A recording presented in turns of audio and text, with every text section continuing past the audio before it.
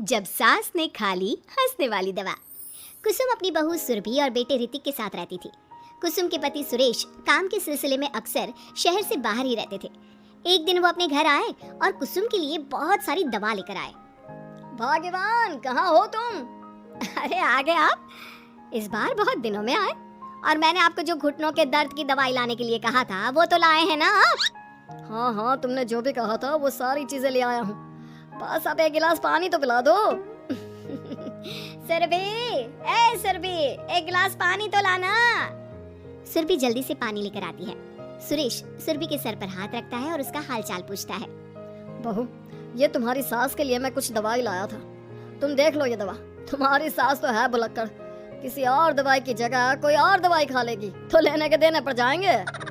सुरेश एक एक करके सुरभि को दवाई बताने लगा। देखो, ये घुटने के दर्द की दवा है, ये घुटनों के दर्द के लिए मालिश का तेल है, रोज रात को मालिश करनी है इससे। ये बीपी की दवा और ये कमर दर्द की। एक दवाई की शीशी हाथ में लेकर कहते हैं, लेकिन ये दवाई किस चीज की है? लगता है मेडिकल वाले ने गलती से दे दिया। सुरेश कुछ दिन अपने घर वालों के साथ रहता है और फिर शहर से बाहर चला जाता है। सुरभि रोज अपनी सास को दवाई दे देती है, लेकिन एक दिन वो घर के काम में बहुत व्यस्त होती है और अपनी सास को दवाई देना भूल जाती है। लगता है सुरभि को आज बहुत ज्यादा काम है। चलो कोई बात नहीं, मैं खुद ही दवा ले लेती हूँ। अरे वाह, ये दवाई तो बहुत स्वादिष्ट है, थोड़ी सी और पी लेती हूँ। इस तरह कुसुम थोड़ी थोड़ी करके हंसने वाली दवाई की पूरी बोतल ही पी लेती है। माँ जी, आज मेरे मायके वाले आ रहे हैं, भैया का फोन आया था। क्या कहा, मायके वाले? अरे तो तू यहाँ क्यों खड़ी है? खाने में कुछ अच्छा सा बना ले। माँ जी, आप इतना हंस क्यों रही हो? आप मेरे मायके वालों का मजाक तो नहीं बना रही हो ना? नहीं, मैं कहाँ मजाक बना रही हूँ। मैं तो बस बता रही हूँ। माँ जी, आप झूठ भी बोलती हैं, आप अभी तो हंस रही थी। कुसुम हंसती ही रहती है। सुरभि वहाँ से चली जाती है और खाने की तैयारी में लग जाती है। थोड़ी देर बाद सुरभि का भाई और सुरभि की माँ आते हैं। कुसुम उन्हें अंदर बिठाती है और अपनी सास को बुला लाती है। समधन जी, कैसे हैं आप? मैं तो ठीक हूँ। आप बताइए, आप कैसे हैं? आंटी जी, आप इतना हंस क्यों रही हो? मैं कहाँ हंस रही हूँ बेटा। जब कुसुम लगातार हंसे जा रही थी तो उन्हें इंसल्ट फील हुई और वे वहाँ से जाने लगे। अच्छा बहन जी, हम चलते हैं, आपकी मेहमान नवाजी का बहुत बहुत शुक्रिया। सुरभि की माँ जा ही रही थी, तभी उसका पैर फिसल गया और वो बहुत तेज गिरी। माँ, आप ठीक तो है? अरे बहन जी, आप ठीक तो है? आपको चोट तो नहीं लगी ना? आप मुझसे पूछ रही हैं या मेरा मजाक उड़ा रही हैं? बहन जी, पहले तो आप इतनी बदतमीज नहीं थी, लेकिन अब क्या हो गया है आपको? माँ, आप ठीक तो है ना? अंदर चलिए, मेरे कमरे में आराम कर लीजिए। नहीं सुरभि, हम जा रहे हैं, हमें अपना मजाक और उड़वाने का शौक नहीं है। और सुरभि, तुम अपनी सास का इलाज कराओ। इस तरह सुरभि के मायके वाले चले गए तो सुरभि का गुस्सा चौथे आसमान पर था। उसने अपनी सास से कहा, माँ जी, आपने मेरे भाई और मेरी माँ के साथ ऐसा क्यों किया? अगर आपको उनका यहाँ आना अच्छा नहीं लगा तो आप मुझसे बोल देती। इस तरह उनकी इंसल्ट करने की क्या जरूरत थी? नहीं बहू, मैंने कुछ नहीं किया। अरे भला मुझे क्या पड़ी है जो तेरे घर वालों का मजाक उड़ाऊंगी? देखिए माँ जी, आप अब भी हंस रही हैं। आपसे तो बात करना ही बेकार है। सुरभि वहाँ से चली जाती है। अगली सुबह सुरभि को बहुत तेज बुखार हो जाता है और कुसुम उसे आवाज लगाती हुई उसके कमरे में जाती है। सुरभि, सुरभि, क्या हुआ? अभी तक सो रही हो तुम? क्या हो गया? माँ जी, मुझे बहुत तेज बुखार आ रहा है। अच्छा, ठीक है, ऋतिक को बुलाती हूँ। माँ जी, मुझे बुखार आ रहा है और आप हंस रही हैं। अरे नहीं बहू, मैं कहाँ हंस रही हूँ? वो तो मेरी हंसी रुक ही नहीं रही है।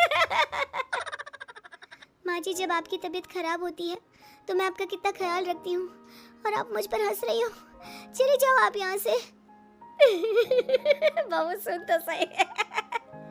नहीं माँ जी, आप जाओ यहाँ से। अब तो आपके बेटे ही आपसे बात करेंगे और मैं पापा जी को भी बताऊंगी कि आजकल आप क्या कर रही हैं। जब ऋतिक घर आया तो सुरभि ने उसे सारी बात बताई।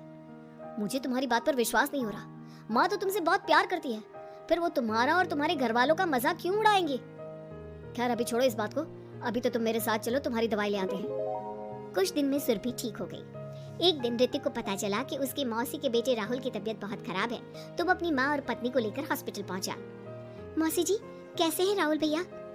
बेटी, इतने दिन हो गए मेरे राहुल को बीमार हुए, लेकिन उसकी तबीयत में कोई सुधार नहीं आ रहा। अरे छोटी, हुआ क्या है राहुल बेटे को? कुछ बता तो सही। माँ, आप हंस क्यों रही हो? कहाँ हंस रही हो बेटा? मैं तो अपनी बहन के बेटे के लिए परेशान हूँ। माँ, ये क्या तरीका है? रहने दे बेटा, ये तो मैंने सुना था कि मुसीबत में साया भी साथ छोड़कर चला जाता है। आज मैंने देख भी लिया। अरे नहीं बहन, मैंने ऋतिक और राहुल में ना कभी कोई फर्क नहीं किया। फर्क तो दिख रहा है कुसुम दीदी। अगर आपकी बेटी की तबीयत खराब होती तो आप ऐसे हंसती क्या? ऋतिक बेटा, ले जा अपनी माँ को यहाँ से। ऋतिक बहुत गुस्से में अपनी माँ से बात करने लगा, लेकिन कुसुम तो सिर्फ हंसे ही जा रही थी। ऋतिक ने अपने पापा को फोन करके बुलाया और उन्हें सारी बात बता दी। बेटा, तेरी माँ तो अपने घर वालों से बहुत प्यार करती है और वो बहुत समझदार है। वो ऐसी हरकत कभी नहीं कर सकती। जरूर कोई ना कोई बात है। कल मैं उसे डॉक्टर के पास ले जाऊंगा। शाम को खाना खाने के बाद सुरभि कुसुम को दवाई देने के लिए गई तो उसने देखा कि दवाई की वो बोतल तो बिल्कुल खाली थी जो सुरेश गलती से ले आया था। सुरभि ने वो बोतल सबको दिखाई। अरे, ये दवाई तो गलती से आ गई थी और मुझे तो पता भी नहीं कि ये किस मर्ज की दवाई है।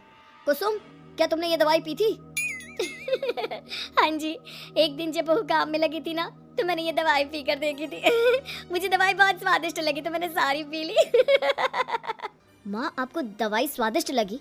अरे, आप भी बच्चों जैसी बात करती हो। ऐसे कोई भी दवाई नहीं पीनी चाहिए, इससे कोई बड़ा नुकसान भी हो सकता है। मैं अभी डॉक्टर से पूछ कर आता हूँ। ऋतिक डॉक्टर के पास गया और कुछ देर में वापस घर आकर सबको बताया। माँ ने जो ये दवाई खाई है ना, ये हंसने वाली दवाई है और माँ ने एक साथ बहुत मात्रा में दवाई खाई है, तो इसका असर थोड़े समय तक तो रहेगा। उसके बाद माँ बिल्कुल ठीक हो जाएगी। अच्छा हुआ जो तू डॉक्टर से पूछ कर आया, नहीं तो हंसते हंसते मेरा पेट ही दुख गया है। तुम जब तक पूरी तरह ठीक नहीं हो जाती घर पर ही रहना, और घर पर कोई मेहमान आए तो उससे बात मत करना। आप ठीक कह रहे हो, वैसा ही करूंगी। अब मैं बिल्कुल हंसूंगी। कुसुम की बात सुनकर सभी हंस पड़े।